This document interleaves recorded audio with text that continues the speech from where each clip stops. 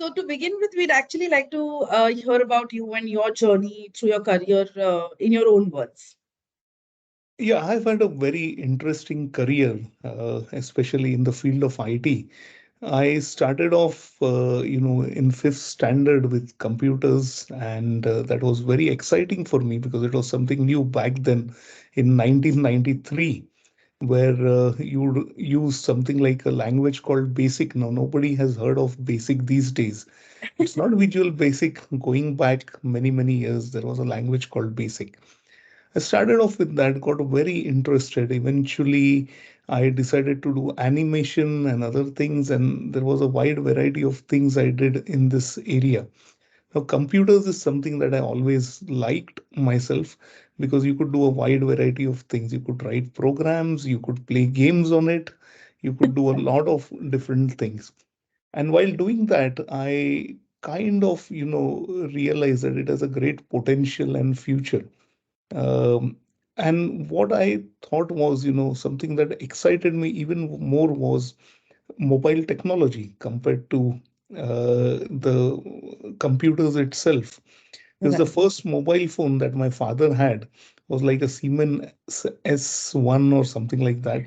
And that phone was like this big, as you can remember in those days, with an antenna Absolutely. on it. And you could Oh, make yes. phone calls just like a cordless telephone, but without any wires from anywhere in the world, Yeah. right?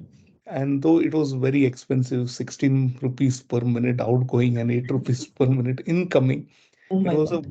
it was a fantastic piece of technology that excited me. Then there Right. were games. Now, many of us may remember, Nokia games like the Snake game, for example. Yes. All of us did play that, and that excited me again. And eventually, what happened was that I had a very, or I still have a very good friend, a very dear friend named Sripat Kudtarkar. He actually called me once and he said, "Hey, I'm doing something exciting. Do you want to come and see?" The guy is brilliant. He called me to his room and showed me something back in 2002 where he had connected a little box with a light bulb in front of it, connected to a computer, and he pressed a couple of keys on the keyboard and the lights started coming up. The bulb turned on, the bulb turned off, he could dim it. And that was the first exposure to IoT for me. Oh, And I was extremely excited to look at it because I'd never seen anything like this before. So I right. said to him, "Can I borrow this box for a few days and do some R&D?" And D? And he was kind enough to give me that box. And I took it with me home and I played around with it, looked at the program because it all excited me to see that. And programming has been kind of something that I've loved doing myself. So from C, C++, Java, Python, you name it, I think I've worked in almost every programming language till date. That Right. excited me a lot. And then I'm a hands-on person. I'm not a theoretical person. So at a certain point, I decided that I needed more hands-on experience than just theory. And that is where I got kind of introduced to, a university in the UK where I went. Okay. And I did my MSc in mobile computing. And while doing that, I hadn't finished my MSc. I just, I did very well in my MSc technically. So they offered me, an opportunity to do PhD in mobile computing. So that was very exciting for me because I didn't know what a PhD was. It was just an offer that came through, and I decided to jump into it. And my professor, Professor Khalid Al Begin, whom I'm very thankful to, he is more like a father to me, and he actually taught me a lot of things in those days around Right. mobile technologies, and together we built a lot of things in our lab. So we were one of the first people to work on technologies like SIP and IMS, which are used today in 4G and 5G. uh, Okay. so we built applications, we did a lot of things, and eventually what happened was that the European Union actually funded our Center of Excellence for Mobile Apps and Services. Now, apps were pretty new then. So we built apps in those days for a lot of companies. Prior to that, I actually as a part of my PhD, I actually created a technology wherein, home web cameras would make a call on detecting motion to your phone, and it would be like an IP call to a central network, and from there a PSTN call, like 3G video call, that would come to your Right. phone. And then you could rewind back by using, the keypad, like, asterisk 3 rewind back, asterisk 4 forward, and stuff like that. And that is what we built and patented, actually, this technology Oh, in wow. those days. And this was an exciting technology. And one of the guys that we know today, Vinod Nehte, actually helped me build this. Uh, Initially, I built a prototype, and then Vinod actually took it forward. And we formed a spin out company from the university itself. Yeah. Then I became a lecturer at the university, taught mobile computing for a period of like another 6, 7 years or something like that. Did a lot of research. And eventually, this particular company licensed its technology to a Dutch company. And that is how I ended up in the Netherlands. Okay. Yeah. And then now I'm at Infogen after all these things. Yeah. Wow, what an exciting journey. This is amazing to know. So just to know, like you mentioned, you built technologies that are now used in 4G and 5G. So basically, you are the ones who got it going. If the 5G is what we're using, clearly we're using technology that was built by you Yes, parts of it, not entirely, but entirely. parts Yes, of it on the application level. Yes. So, for example, today you do a call transfer on Teams, right? right, From one device to another. That was my right. PhD, actually. That is amazing. That is so interesting to know. I mean, how did you even think about it so long back? I mean, I think we are just getting comfortable using this technology of jumping into calls from one device to another. But to think of it back then, like, how did it click? Well, in those days, if you remember, we didn't have any 4G or anything of that sort. We only had 3G and Wi-Fi. These were the two dominant technologies that were existing. And every Right. time I would enter my house while I'm on a call, the call would drop and get disconnected. So I was really frustrated with the way this was happening. So Right. what I did was I built like a little TV application using an Android set-top box. And what I did was I would go to the TV, press a button, and the call would get transferred to my TV straight away, and I could start talking to it or my computer. And that is how this whole technology came about. It was the need of the hour rather than just Amazing. something that comes to your mind. That is amazing to know. Oh my God, this is I'm okay. So you also mentioned that you were a lecturer at the university, right? So how Yeah. was that experience? Like, what was it that I think made you first of all get into becoming a lecturer, and what was the most exciting part of There are multiple things. One is I'm a hands-on guy, so I like teaching hands-on experience to the students. Usually we would, rather than, teaching them something theoretical, which, is not useful in the future because they will never know how to use it, I would come up with practical examples for these things. So we had a lab which had got all these 4G equipments in at an application layer. it? And Okay. this was a vision of my PhD supervisor, Professor Khalid Al Begin. And he Right. said, we need to do something better than what everybody else is doing. At that stage, we came up with this very weird idea of courses that students would enjoy, right? It should not be just like, you come into a class, I write on the board and stuff like that. Let's build something innovative quickly. So Right. things like, we tied up with companies like Dialogic, which was a part of Intel, with Orange, with you can say NMS systems, a lot of different companies, Vox Pilot, and so on.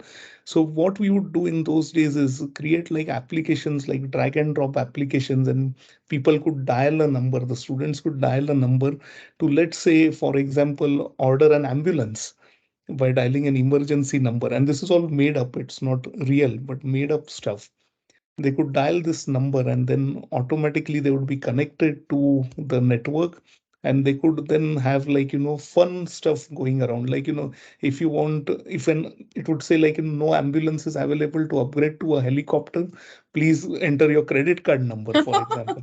So they Right. would have fun with it because somebody is having a heart attack and no ambulance is available and they have to pay to upgrade to a helicopter, things like that. So it became a Right. learning experience, and the students actually learned it in a very fun way, and they were more employable by the end, companies like Orange, or you can name Right. Nokia, Siemens, or whosoever. They were more employable by these companies because these guys had hands-on experience. Correct. So we would even teach them hands-on programming, how to write an app, for example. They would have a Right. complete course of 8 to 9 weeks to write an app, and then they could go in the industry and write their own app. They had projects to write their own apps, and that is how we found one of our employees, Stephen Burrows, who was excellent at that. So many of these students whom I taught ended up becoming employees of Infogen Labs eventually. That's great. That's Yeah. great. So, um, I mean, I think it's so important to do things hands-on because, I mean, to me, the education system is teens even flawed because, especially in India, I feel mainly because we don't have a lot of hands-on. I think nowadays they are inculcating quite a bit, like you are getting all of the coding but those are still trainings that happen, after school hours. So I think that we should definitely incorporate more hands-on learning while you're in school, in college. I think that's absolutely necessary, and that's so great. And the result is right in front of us. I mean, you've taught people and taken them into companies. I mean, that's where the growth is. That's amazing. Yeah, So how did you get from teaching back to IT, or like what made you switch into IT? so basically, I am one of the kind of people who got into this IoT field very early on. Right. So from the university, I built this company, which is an IoT company. And then eventually we started growing this IoT company to build applications and stuff like that. We were not very successful because we are all technologists at heart. Right. We did not have any business background when we started this. Right. So, not a very successful company, but still we did a lot of work around IoT and stuff like that. And that is what actually eventually this company was kind of, it licensed its IoT technology to a Dutch company. And Right. that is how I got into building products and stuff like that. So then eventually I decided to move on to Infogen. So that is how I came into IT services. Right. So, like you mentioned, you tried your hands at the company. It probably didn't work out much, but definitely taught you a lot, I'm sure. And you must have seen a lot of ups and downs, of course. So, we want to know what is the hardest challenge, you've had to overcome in your life. In my life, the hardest challenge was the passing away of my father, because he was the closest person to me and I could talk to him about things. That was the most difficult challenge of my life, I would say. Right. Everything else we can manage, but losing someone close and dear to you, you can never get them Yes. back. And that That was is a true. difficult moment for me. I'm really sorry for your loss, but yes, I can only imagine uh, it is very difficult. How do you, I mean, I'm sorry to delve into these questions, but how do you get out of such a grave loss and still, come back to work, still try and focus into work and go ahead? Because I feel that that is so difficult to manage because your head is elsewhere. I'm pretty sure there are so many thoughts going on in your head. So how did you manage to, say that, yes, this happened, but here I am. I need to still move on. Like, what went on through your mind? Well, at that stage, there are a lot of thoughts that come to your mind as to mm, why it has happened to me at such an early age, why things like these happen. But then you come out of it eventually by, diverting your mind into other places. So one of the things that I took to was cycling.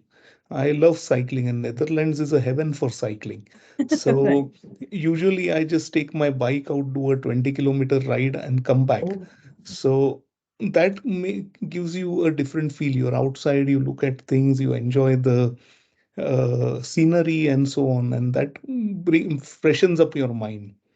True, So true. slowly you start coming out of it. You start reading. I like to read a lot. So usually I'm reading a lot of books. Uh, I'm reading on the internet. So these things help you. Right. Yeah. Well, that's good to know. Is there anything apart from cycling and reading that you do to maybe, let go of certain things? Because there are a lot of pressures at work as well, right? So how do you leave those, or what do you do to leave those pressures aside and say that, hey, I need a break? What do you do apart from cycling and reading that So kind of takes your head away? usually I listen to old Hindi songs. I'm a big fan of those. And I do kind of, some short programs on how an old Hindi film song was made. Oh, wow. So, so I have gathered a lot of knowledge over a period of years about music directors, how they composed a song, how did they do the lyrics and stuff like that. How did they come about creating a beautiful song? So usually I do that. I participate in, we have got a Marathi Mandal here, for example. So I participate in that, Nice. have friends. Cooking is something which is my passion. So usually I love to cook. So that all takes away the stress from your head. And that gives you a chance to also think about if you're trying to solve a problem, if you're sitting in front of the computer and you cannot solve it, sometimes, while cooking, you can solve it. For Right. example, like when I was doing my PhD, I had, failures in my experiments, and which is normal, about 126 times. So the Wow. 127th time, how I became successful was I was sleeping, and in my head, I was dreaming about the code that I need to write, right? I woke Nice. up at 2 in the morning, wrote the code, and it worked, which was a miracle, right? Wow. So I sent it to my professor. I sent it to him and said, "Hey, here is what I've done in an email, and this is what I've achieved." So I get the reply back from him at 2:30 in the morning saying, "Let's meet at 7." And because he was also excited to see that. Right. Right. And that is how things happen. So sometimes you might not be able to think about it while sitting in front of the computer. You True. might not be able to solve a problem, but then just walk away, take a deep breath, think about it, and you can basically solve any problem. That is amazing. Genius minds at work even while sleeping. That is amazing. Indeed. So we also know that, I mean, especially when we also had a discussion even about doing the podcast, I can gather that you have a lot of knowledge even about filming or cameras. So how did your interest build in that? I've always been interested in filmmaking, so I've got a certificate in 3D animation as well. Right. So filmmaking has been like core kind of interest for me as a hobby.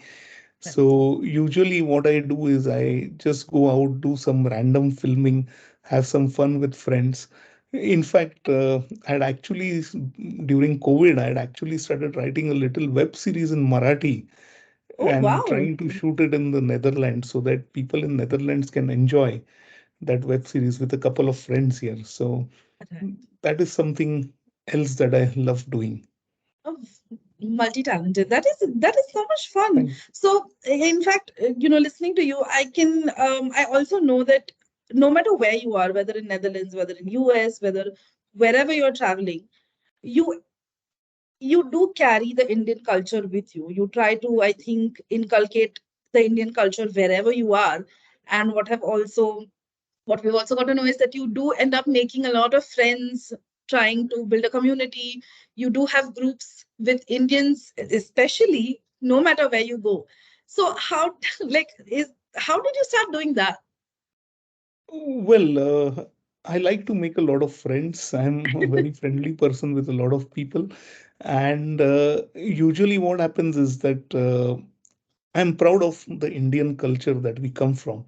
So, even my daughter, who is born here in the Netherlands, we speak to her in Marathi. She has to learn Marathi. That is pretty important for her. So, she speaks Marathi, English, and Dutch. So three languages right now, and she should be able to communicate with anybody in Indian languages. Now, of course, she has to learn Hindi, which will take some time, but at least she communicates in Marathi. The other thing is you can share that bond with people from where you come from. You cannot share exactly the same bond with somebody else who has been from a different country altogether. Right. Uh, Right. So that is something that brings you much more closer and together as a community, because you share some Right. jokes. Like yesterday, I shared a joke with Vinod Nehte, which cannot be explained to anybody else on API Right. programming. And I cannot explain it to anybody else because it is in Hindi, right? So Right. Makes sense. that is how it is. So I cannot share it with somebody here in the Netherlands because he wouldn't understand it. Right. So Right. that is how it is. So you come together, you live as a community, you help each other in terms of crisis or whenever they need be. So if somebody needs to fit a light bulb, for example, we call each other and we say, "Hey, I need help," and somebody turns up to help you.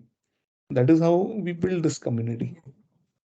That is amazing. I mean, to have that kind of community, to build that kind of community, especially when you're living outside of your country, to have that culture over there and to have that feeling of belonging without being in your own country. I think that's commendable that you have built that for yourself and that you do it continuously. I mean, we also know of a certain Infogen employee who is not Indian, but also very Indian, thanks to you. I will not name him, but I think that's amazing to, to bring our culture everywhere and to take it ahead so proudly.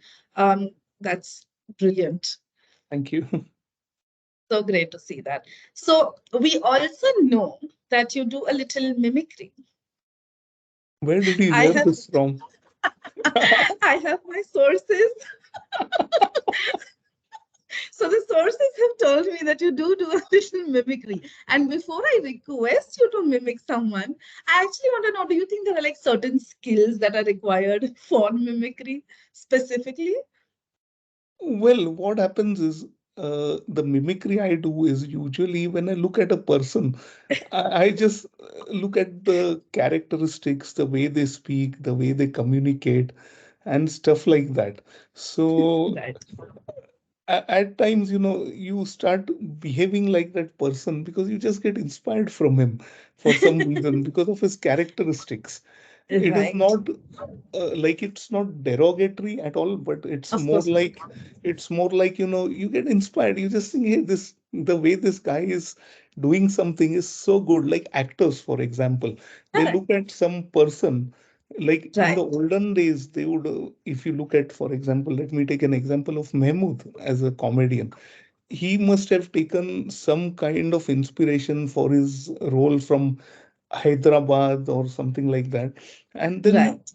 build on top of it. So you get some inspiration from certain people, and then you start, mimicking them. But it's spontaneous. If you ask me to do it now, maybe it will not come out, but it's so spontaneous that sometimes, and it's more when I'm frustrated, when I'm asking somebody to do something and they don't do it, and I get frustrated, then I start mimicking them by complaining to some of the people in the office. Saying, hey, he came to me and he said so and so, he's not doing his job. And then everybody starts saying, yeah, that's right. We'll have a word with him. But that is great to know. And it also, honestly speaking, I think mimicry inculcates or you already have those skills and it enhances so many skills. Like, for example, just like you said, you are basically just observing people, Yeah. how they act, how they talk, how they behave. And I mean, how do you think observation as a skill is? I think it's really required in all facets of life. But how do you think it would help someone in the IT industry, for example? In the IT industry, observation is very important. Firstly, if you're dealing with a customer, Right. you need to observe couple of things. One is, what are the customer requirements? You have to be very stringent on that, because you might actually, the customer may ask you to build something and you might build something completely different, frustrating him. You Mm. need to observe the customer's interactions with you, because Right, from that you can decide whether that customer is happy, whether the customer has got some issues, whether he's reluctant or hesitant to tell you that, there are some problems, and you need to become friends with the customer to get more information out of him and make him comfortable. And right, that will actually help you a lot. Observations, another part of observations is you should appreciate the way your colleagues work in at right, Infogen, right? Somebody has got a strength in coding, for example, and he does a fantastic job on coding and he creates all these beautiful things. But then there is somebody else who is very good at management. right.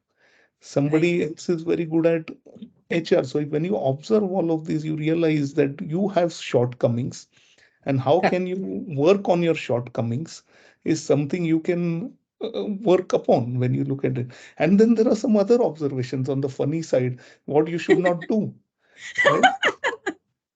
Of course. Yeah, because you look at it and now you know, yeah, this is something I should not do, because I'm going to then be in trouble if I do this.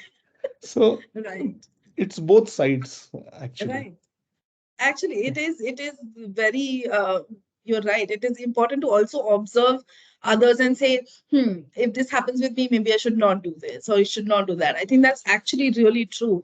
You can always learn from your own faults, but even from others' faults, if you can make that into a learning, that's great. So absolutely, I completely agree with you. Excuse me, sorry. So before I request you to mimic someone, I do have one question for you. Now at this, at this stage of your life, at this age of your life, what do you think you would have wanted your younger self to know? Something that maybe you thought, oh, I wish I knew this when I was young. Well, I've had a very good life so far, and I don't know what I would have really liked to know when I was my younger self. Maybe I could have done an MBA or something like that to get more of business knowledge or something like that. That is Did your what, PhD? because moreover, I think that would have helped me with some business decisions and business acumens, which I kind of miss, but I'm learning them maybe the hard way, because I'm Okay. not the theoretical guy, I'm the practical guy. So you learn every day. Every day is a learning journey. So Correct. I think in my younger self, I wanted to do an MBA at a certain stage, but then I got married. Right. You did another kind of MBA. Another kind of MBA. So then that MBA just remained as a dream. But I'm not sure whether I would like to do it now. Uh, Right. yeah, Right. I would be I overqualified in that case. Absolutely. I mean, just hearing you say that, I wish I had done an MBA in my head, I'm like, you did a PhD, abhi aur kya chahiye? But I guess it does make sense when you put it, in terms of the business sense of it. But like you said, I'm sure you are learning you are already reached all the way here. So I'm sure you're, just a little more distance to cover for you. So Yeah, I think it's very much possible yeah, without doing MBA. yeah. Definitely. Mhm. Um, so now coming to the fun bit, I would request you to mimic someone. I will not tell you who to do, of course not. Whoever you're comfortable mimicking, I would love to see some mimicry. Well, I am not so sure whom I should mimic. I'm actually thinking about it. I'm still kind of, I don't know. You have caught me off the guard right now. I don't know whether I should do Infogen or whether I should do some actors. I'm still thinking. I'm in two minds. I will give you a few minutes to think. I have no problem. I will wait for a few minutes, but I'm dying to see some mimicry. Whether whoever you're comfortable with, whether it is Infogen or an actor, perfectly all right with me. Yeah, I have to be frustrated to do Infogen first. Oh God. Now then I have to learn how to frustrate you first so that you can do. No, no, I'm just kidding. It's just, it comes out naturally at times. I understand. So maybe I will try to do someone like Ashok Kumar, maybe. Oh, okay. Let me give it a Interesting. go. I haven't done it in ages. So let Sure. me try to do. So we're just watching a movie, and in that, Ashok Kumar, Ara bata, idhar aao, idhar aao. That is brilliant. That is actually really good. Oh my Thank you. God. Yeah, Okay, so now I'm waiting to meet you and watch you mimic for sure. I think it's going to be great fun. yeah. But you have been such a sport, Thank Alhad, you. for this podcast. Thank you so much for Thank you. being here, for being our guest, and sharing so much about yourself. Yeah, I'm sure some of it was a bit difficult, and I'm sorry to go to those areas, but yeah. it has been very, very educative. And I Yeah. think you're a great person. It was really Thank great getting to know you through this podcast as well. Thank you so much, Priyanka. It was Thank you very so nice much, talking to Alhad. you. Yes, you too, and have a Thank really you. good day ahead. Thank you. You too. Thank you. Take care. Bye. Bye. Bye. Recording बंद करूँगा. That's what exactly I'm doing.